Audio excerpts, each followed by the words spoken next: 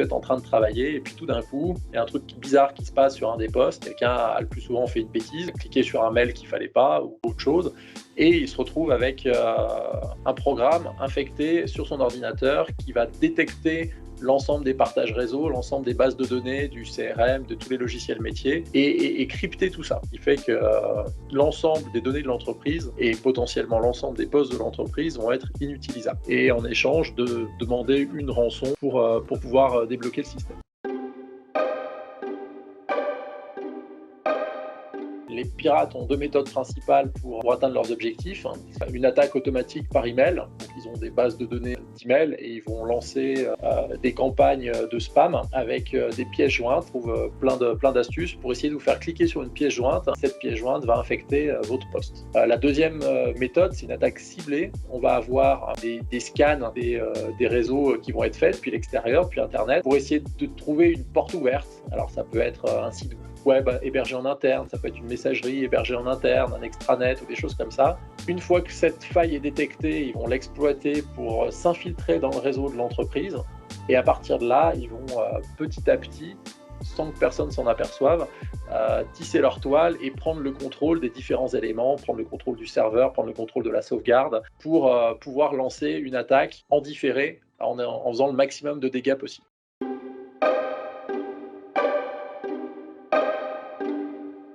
Globalement, on voit là sur ces dernières années qu'il y a une forte augmentation des indemnisations et de fréquence de sinistres cyber, surtout au niveau des TPE-PME, qui, avec l'instauration du télétravail dans le cadre de la crise sanitaire, forcément ont un petit peu ouvert, voilà, on va dire rapidement leur SI et ont permis peut-être de créer des portes et des accès à leurs systèmes informatiques qui sont un petit peu plus fragilisés. Globalement, plus les années passent, plus ça se confirme. Et au départ, ce risque qui était essentiellement, on va dire, sur les grosses entreprises, eh ben, on voit qu'en fait, il se déplace progressivement sur les TPE-PME et sur tous les sites de sociétés et d'entreprises différents, en fait.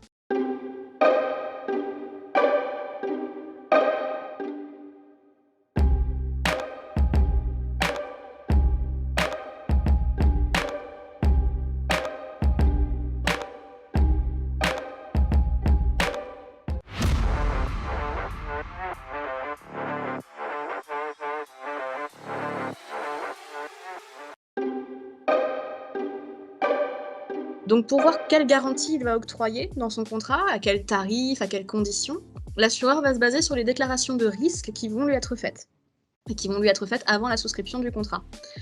Donc c'est pour ça en fait que quand vous souscrivez un contrat d'assurance, traditionnellement vous recevez un petit questionnaire à le renvoyer ensuite à l'assureur et c'est sur ça qu'il va se baser pour vous faire un devis. Il y a un bon nombre de questions où vous en tant que société en fait vous pourrez répondre facilement, de savoir quelle est l'activité de votre entreprise, quel est votre effectif, quel est votre chiffre d'affaires.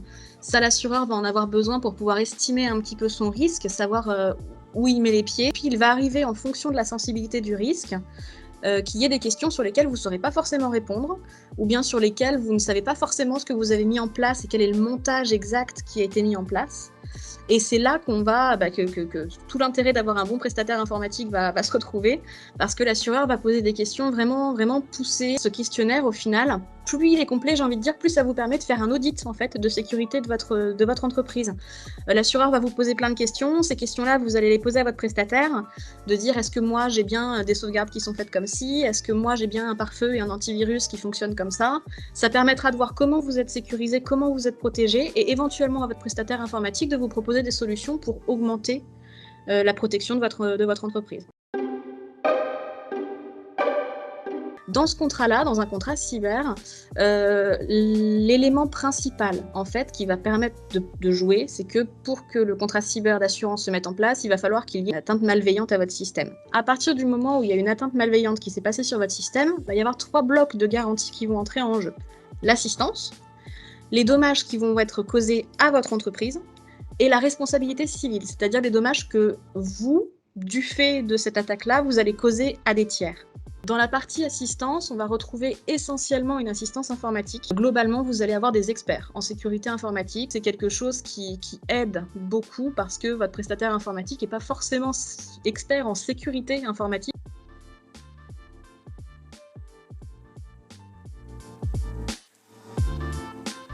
Experts en cybersécurité, c'est un métier à part. Le jour J, si on est dans le cas où c'est réellement une attaque, pas par mail, mais qui est arrivée depuis un petit moment, on a besoin de ces experts en cybersécurité pour remonter le système rapidement. Sinon, on navigue à l'aveugle, on va essayer de mettre des sauvegardes, mais on remet peut-être une sauvegarde avec déjà la faille et ça va pas. Donc ouais, c'est primordial pour nous et c'est pour ça qu'on conseille à nos clients de prendre des garanties cyber pour avoir cette assistance-là. Donc voilà, donc ça va être vraiment le nœud en fait de l'intervention en cas de sinistre de l'assureur. Après, il y a toute une pluralité d'autres choses qui existent, y compris dans le terme, enfin dans le domaine de l'assistance, notamment de l'assistance e-réputation, de l'assistance gestion de crise, où là on se rend pas bien compte, mais en fait finalement quand on a nos données qui sont compromises et que nos clients le savent, puisque forcément, voilà. Ça s'est su soit parce qu'on a une transmission de virus, soit pour d'autres raisons. Il y a toute la partie réputation de l'entreprise qui peut être touchée, la partie confiance aussi des clients en votre système et en le fait de vous donner au final vos données, enfin leurs données. Donc là pareil, vous avez des gens dont c'est le métier de faire de la communication de crise, qui peuvent vous accompagner pour déterminer la position à tenir, élaborer des projets de réponse à faire aux clients. Toute cette partie-là, cette partie assistance, elle est précieuse dans le contrat assurance cyber. Après, on va aussi avoir la partie dommages. Donc là, c'est les dommages qui sont causés à votre entreprise. Ces dommages-là, globalement, on va regrouper là les frais en fait, que vous allez devoir engager, notamment pour la communication et pour la notification auprès de vos clients.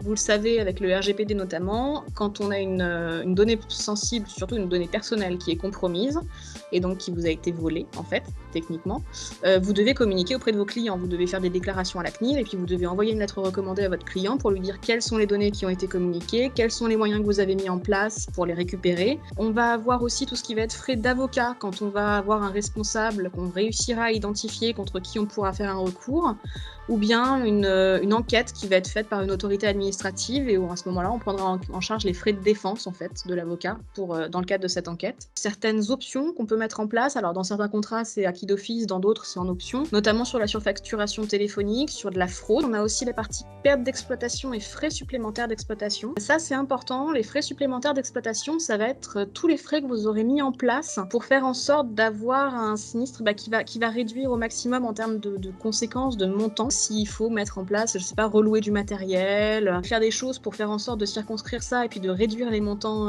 à assurer, on fait tout ça avec l'accord de l'assureur et une fois que l'accord de l'assureur a été donné, on peut mettre ces frais en place et ils seront pris en charge par l'assureur.